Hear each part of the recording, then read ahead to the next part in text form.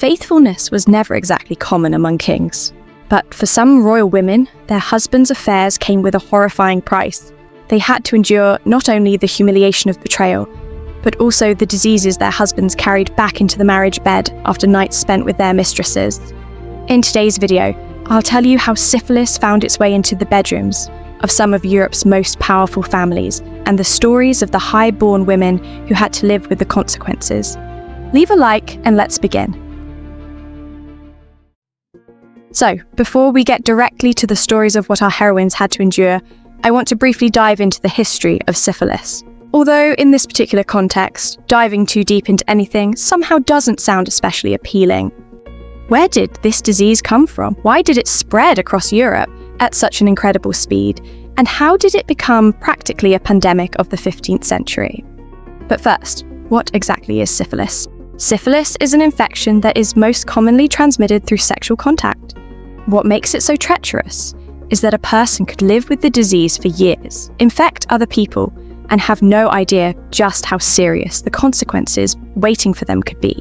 It gradually damages different organs, including the brain, the heart, and the nervous system, until it can quite literally begin eating a person alive, destroying tissue and bone, and sometimes even causing them to lose their nose as it collapsed into their face.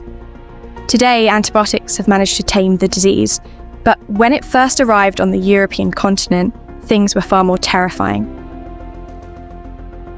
Some historians argue that syphilis was brought to Europe from the Americas by none other than Columbus. Well, not that Columbus personally carried it back along with the pineapples, but rather the men who accompanied him on his expeditions and had sexual contact with the local population in the Americas. The disease that began spreading rapidly across Europe, largely thanks to military campaigns and soldiers, who, as they moved from one territory to another, certainly didn't forget to pay visits to women selling love for money, who in turn helped spread the infection farther and farther. One of the main people responsible for spreading the disease was none other than the French King Charles VIII himself, a man who dreamed of going down in history as a great conqueror, but ended up becoming famous for something rather different. In 1494, after gathering an army of around 30,000 men, he launched his famous campaign against Naples. At first, everything went spectacularly well. Charles advanced through Italy with remarkable success and eventually took the city. But soon his army was struck down not by swords or enemy troops, but by something far less glorious. Nearly 15,000 of his soldiers suddenly found themselves covered in rashes, ulcers, and all the other charming symptoms associated with the syphilis. Naturally, any dreams of great victories were over, and the army began making its way back to France, spreading the infection all over again as it went. But apparently it wasn't only the ordinary soldiers who had been indulging themselves and ended up catching syphilis. Charles is generally believed to have died after hitting his head on a doorway, which is already a remarkably stupid way for a king to die. But analyses carried out in the 2020s suggest that this may actually have been connected to neurosyphilis. The new and extremely unpleasant disease soon became known as the French disease. The French naturally were not especially pleased about this, because really, who wants their entire nation associated with something like that? So they responded by calling it the Neapolitan disease, and from there it only got funnier. Russians who became infected called it the Polish disease, while the Poles called it the German disease.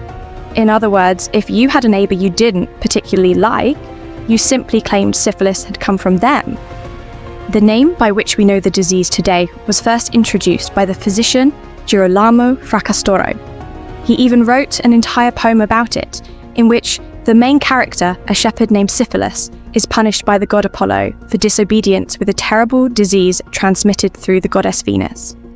By the beginning of the 16th century, according to estimates by some researchers, syphilis had infected almost 5 million people, which essentially made it one of the great epidemics of its time. And what do you think the treatments were like? Oh, they were more absurd than the disease itself.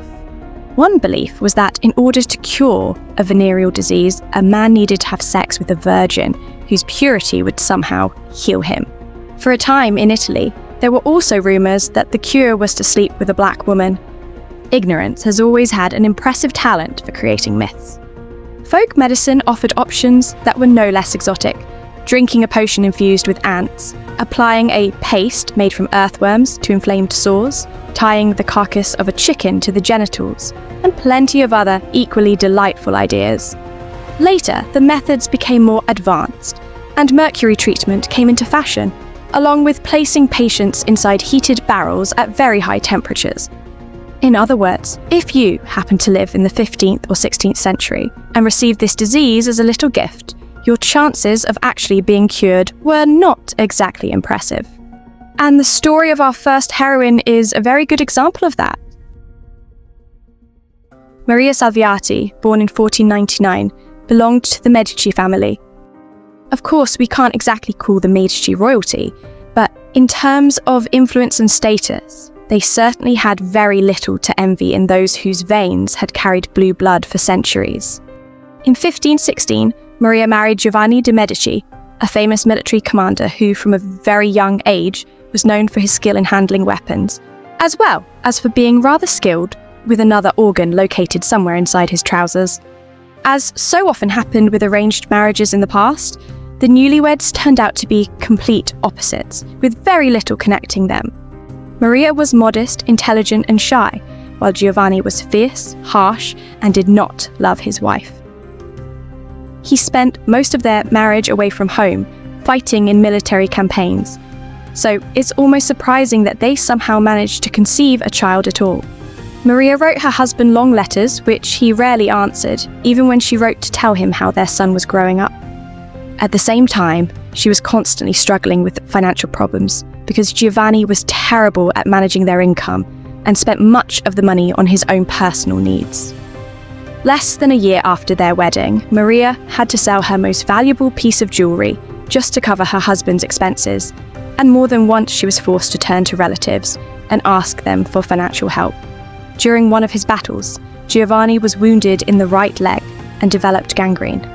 Even amputation could not save him, and in 1526 he died, leaving Maria a widow at only 27, along with one more rather unpleasant little gift, the consequences of which she would only begin to see years later: syphilis. Despite pressure from her relatives, Maria refused to marry for a second time after her husband's death and began wearing clothing that looked almost monastic. Instead, she decided to devote herself entirely to raising their only surviving heir, and that project, you could say, was a spectacular success. Largely thanks to Maria's efforts, in 1537, the 17-year-old Cosimo was officially proclaimed the second Duke of Florence, and later became the first Grand Duke of Tuscany, turning Medici rule into a powerful hereditary monarchy. It was under Cosimo that the Medici reached the height of their political power, to the point where everyone had to take them seriously. Catherine de' Medici, for example, was able to marry the son of the French king, and Maria herself accompanied her to France for the marriage. But as the years passed, Maria began to see more and more clearly what the disease was doing to her face and body. She suffered from severe headaches as well as ulcers in her rectum, and the poor woman could barely even go to the toilet without pain. And Maria threw herself deeply into medicine, not because she could save herself, but because she wanted to help others. As a wealthy and well-connected woman, she had something many people of her time simply did not have: access to medical literature on herbs, remedies, and healing. One of those works, by the way, had been written by none other than her own mother-in-law, Caterina Sforza, the same woman who lifted her skirts in front of the Borgias and went to war against them. Maria made a significant contribution to the pediatrics of her time and to the care of the sick in general, at least as much as was possible with the medical knowledge available in the 16th century. But she could not save herself. Maria died in 1543 at only 44 years old, practically eaten alive by syphilis. When her remains were exhumed and examined in modern times, researchers discovered evidence that she had suffered from tertiary syphilis, meaning the disease had progressed so far that it had even left visible traces on her bones. And yet, the mark Maria herself left on history turned out to be far greater than the mark the disease left on her. Do you know what helped Maria Theresa come to the throne? You probably won't believe it. But once again, syphilis played a part.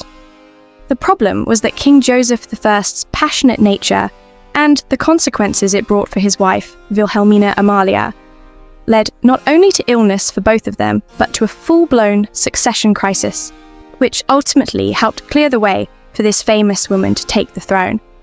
But let's go through the story in order. Wilhelmina Amalia, born in 1673, belonged to the highest ranks of the German aristocracy, the House of Wealth. One branch of her family was the Hanoverian dynasty, the very same dynasty that would later take the British throne.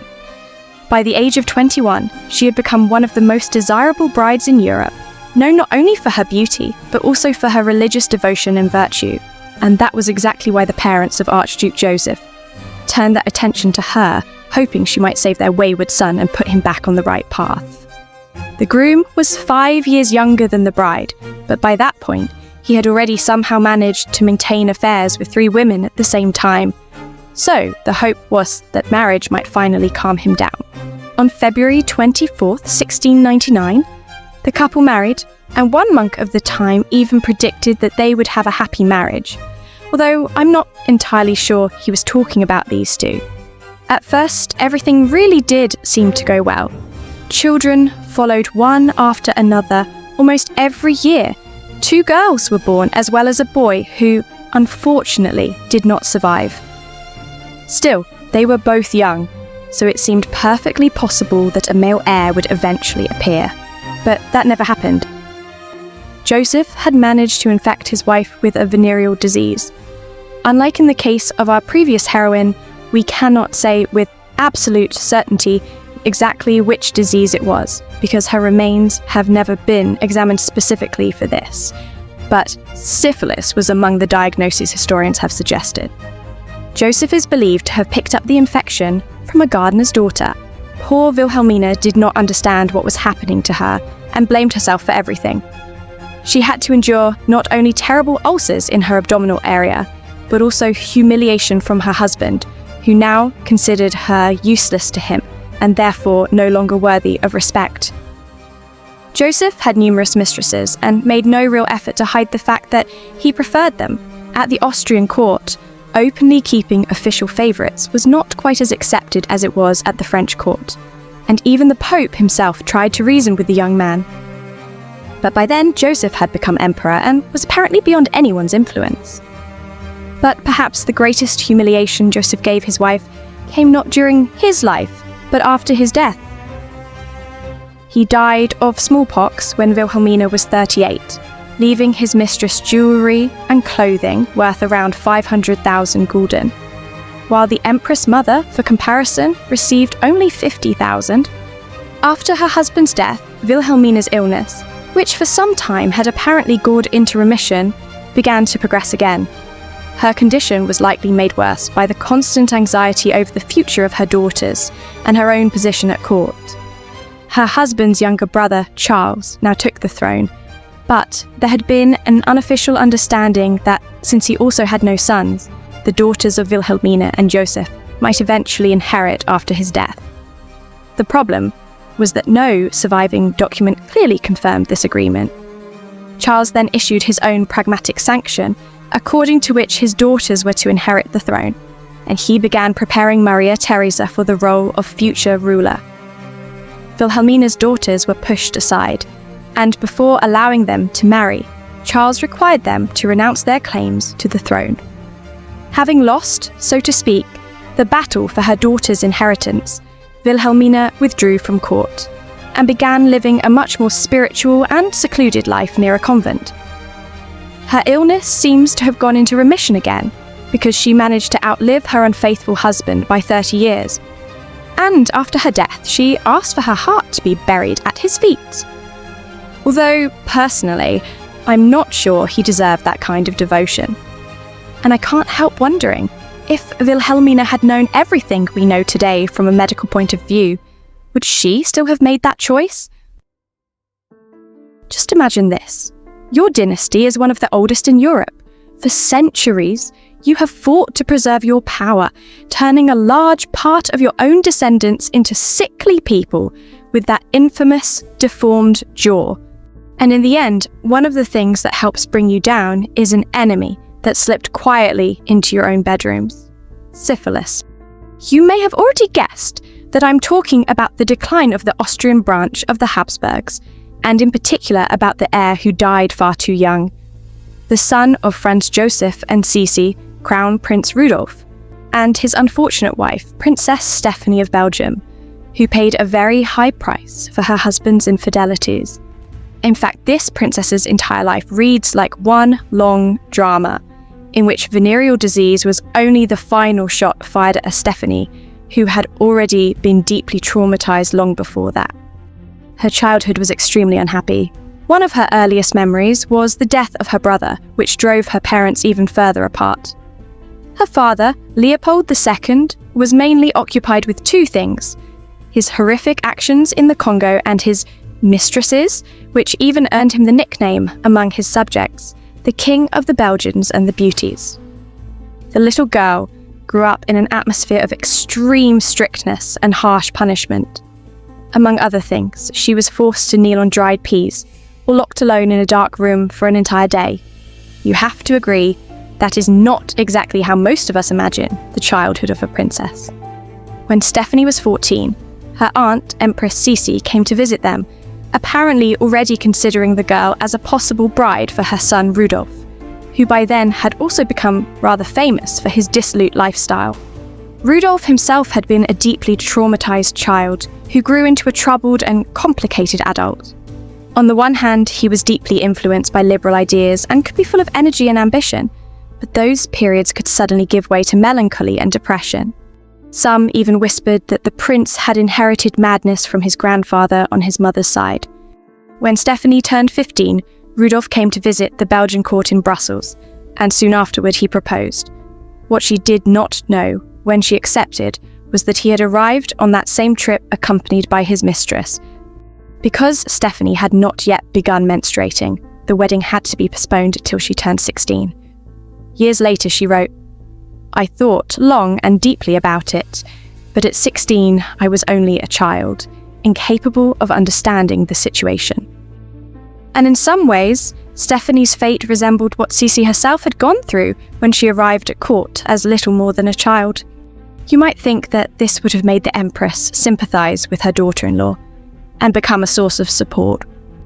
But for some reason, Sisi showed very little warmth toward the young relative she herself had helped choose, even calling Stéphanie a horrible camel because she considered her manners and style insufficiently refined. Her married life with Rudolf was hardly any happier afterward. Stéphanie rarely saw her husband, who surrounded her with all kinds of rules and restrictions. He read her private letters to her parents and did not allow people to visit her unless he was present. At 17, Stéphanie became pregnant. You would think that this would have been a joyful event for an empire desperately in need of an heir, but instead, the duties normally carried out by Empress Sisi fell onto the young girl because Sisi had once again escaped from court life. She wrote about it this way: "I had no peace as I was obliged to attend all the ceremonies, here, there, everywhere. On September 2nd, 1883, after an exhausting labour that lasted 26 hours, Stéphanie gave birth to a daughter who was named Elizabeth after her grandmother. To Rudolf's disappointment, and that of the entire family, the child was not the male heir everyone had been waiting for, and Stéphanie burst into tears. But gradually, becoming parents seemed to bring Rudolf and Stéphanie a little closer together. For a time, it looked as though their family life might finally be improving, and they began trying for another child. That lasted until the couple suddenly fell ill with a mysterious disease. Stéphanie spent several weeks in bed while the doctors, acting on the emperor's orders, lied to her and told her that she had peritonitis. In reality, it was gonorrhea, brought home by her husband. Rudolf himself had an entire collection of venereal diseases, including syphilis, which is hardly surprising considering the life he led. But what Stéphanie contracted from him was gonorrhea, which caused severe pelvic inflammation and damaged her fallopian tubes, leaving her infertile. Later, 2 gynecologists examined her, and that was when she finally learned that the Crown Prince was to blame and that she would never be able to become pregnant again. From that moment on, feeling completely betrayed by her own husband, she refused to resume their married life and eventually took a lover of her own. In October 1888, Stéphanie returned from a trip to Greece and was horrified by what the disease had done to Rudolf. The young man, as she later wrote, had changed terribly. His skin had become loose, his eyes were restless, the expression of his face had completely changed. The problem was that Rudolf, trying to suppress the symptoms of syphilis, had begun taking morphine. Concerned and still feeling sympathy for him despite everything, Stéphanie went to her father-in-law. But the emperor saw nothing seriously wrong with his son and dismissed her concerns. On January 26, 1889, Stéphanie and Rudolf attended a large evening gathering together. Rudolf promised her that he would return the next day for a family dinner, but they would never see each other again. On January 30th, 1889, Rudolf and his young mistress, Baroness Merrywetzera, were found dead in the hunting lodge at Mayerling, apparently having chosen to leave this world together. She was only 24 years old and already a widow. Empress Sisi had never particularly liked Stéphanie, and now she placed much of the blame for the loss of her beloved son on her daughter-in-law.